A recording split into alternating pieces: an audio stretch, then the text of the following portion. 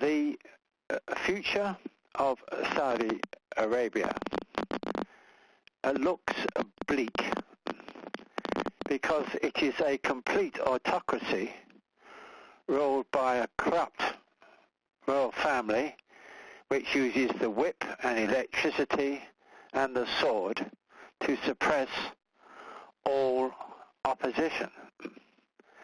But it has the fundamental weakness that it has no democratic underpinning in any way or whatsoever. And if you live in the modern world, where there is international communication of one sort or another, at some stage in the future, there will come a situation where the need for people to express their views and acquire democracy will happen.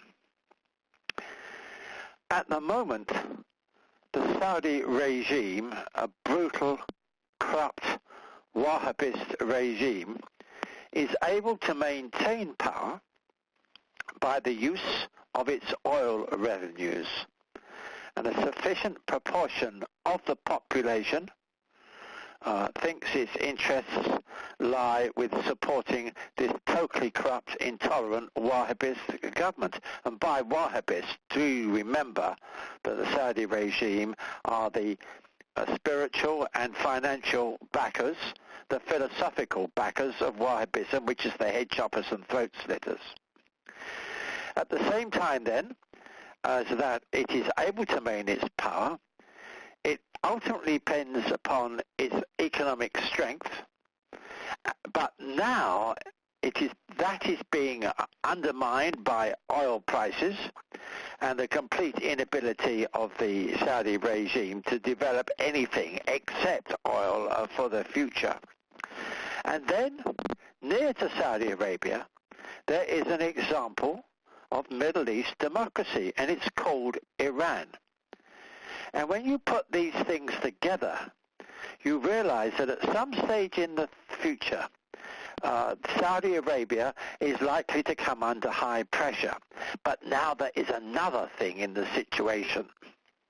It is not that Saudi Arabia is unstable. It is that at any moment, actions by Israel or by the regime of Trump, Bolton, and Pompeo will do some action in the Middle East which may lead to some form of military conflict. And if that happens, then you can be sure the forces for liberation in Saudi Arabia will succeed in breaking out in the turmoil and chaos which will be inevitable in the situation. So on the face of it, one can say it looks as though there's no means by which the Saudi regime will ever become democratic, but it is completely unstable.